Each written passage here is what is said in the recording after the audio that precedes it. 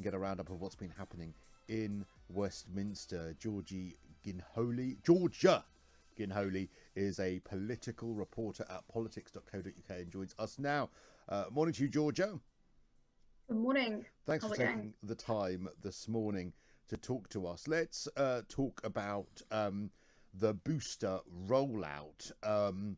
A lot of people very angry, aren't they, that apparently GPs are being told, well, look, drop everything, any other issues anyone might have, and get this booster out.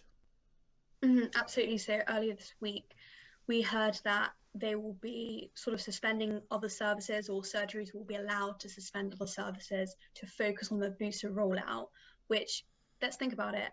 The booster is already available to people over 40, and people in their 50s, 60s and beyond are obviously the people who are more at risk from COVID. So it makes sense to sort of prioritize them getting the booster. But I think it's really unacceptable to sort of suspend other services already when we have this, almost 6 million backlog in appointments already at the moment in the NHS, to focus on this when, people over 40 can already get the booster.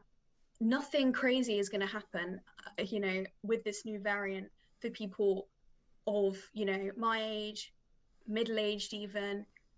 There's no demonstrable risk compared to the other variants we've had of COVID. I think it's one of those situations where... Is it right to state that as fact yet? Because I'm all for caution. I absolutely agree that the news is there is no news about the new variant at the moment until we know for sure and more of the data is in. So I don't know whether we can state as fact that it is not, but it does look like at the moment it will be a more mild dose of COVID you would get if you did get this variant. Yeah, absolutely. Of course, it's very sort of it's rolling news. We don't know exactly what's going to happen with this new variant. But you're right. Is it fair to say that perhaps the media? I mean, I was screaming this morning about the Observer front page, saying that the progress on COVID has now been squandered, warns an expert, according to the front page of the Observer.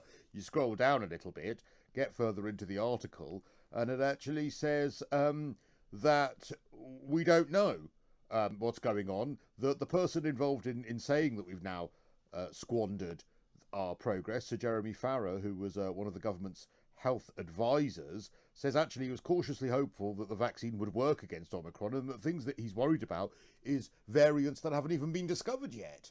And so there is this panic and this fear being put in people, when in actual fact the whole thing is we do not know yet, right? Yeah, I think the problem is that, of course, we always need to be cautious. But when it comes to the people who want to impose further restrictions, people who want to essentially damage other parts of the NHS to focus on giving vaccines to people my age who are at low risk from what we know so far, I think that the burden is on them to prove there's going to be, an intense issue, which that doesn't seem to be so far.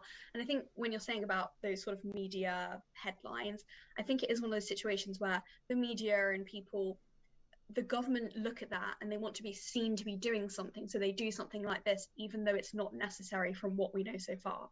And it could, in fact, even be further damaging to the NHS. And we obviously saw what happened over lockdown, people not going to checkups. And if the whole idea of COVID restrictions and the vaccines was mostly protecting vulnerable people, protecting older people, why are they now going to suspend health checkups for over 75s to focus on giving younger people a booster jab, which they don't really need? Well, I mean, I can see why people are worried about that, most definitely when people can't get doctor's appointments as it is. I think there was a report this week, which, if I remember rightly, bearing in mind my cynicism on things, I think I've actually kept it open on my laptop, saying that essentially we're going to see a huge number of waiting lists. There it is, the National Audit Office saying that the NHS could be on course for a 12 million person waiting list by 2025. The best case scenario from the National Audit Office was that it would be 7 million on waiting lists.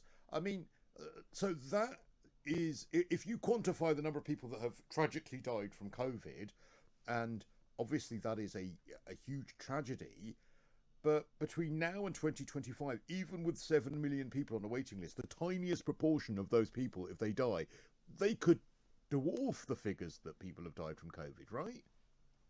Absolutely. And I believe sort of the back end of last month, the NHS backlog in England was sitting at about 5.9 million, and it's supposed to be going up 100,000 a month.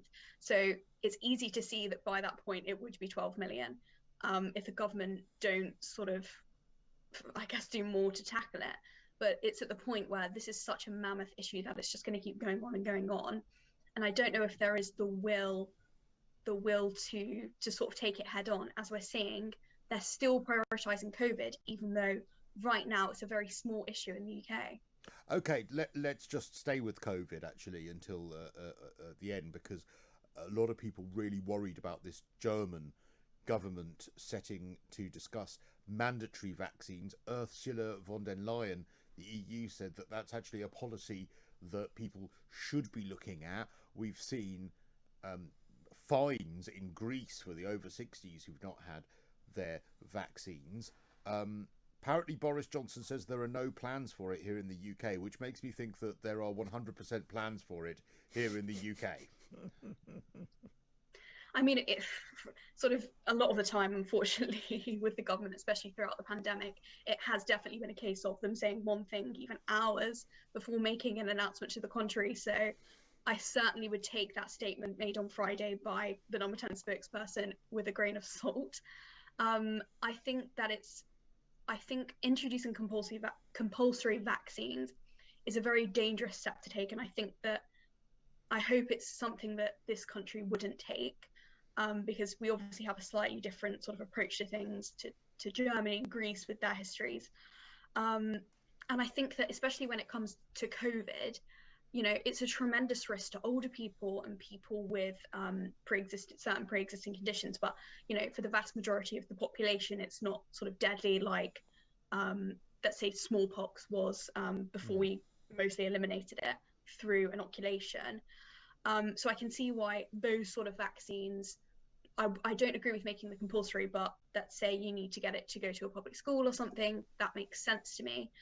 With COVID, it doesn't make sense to me.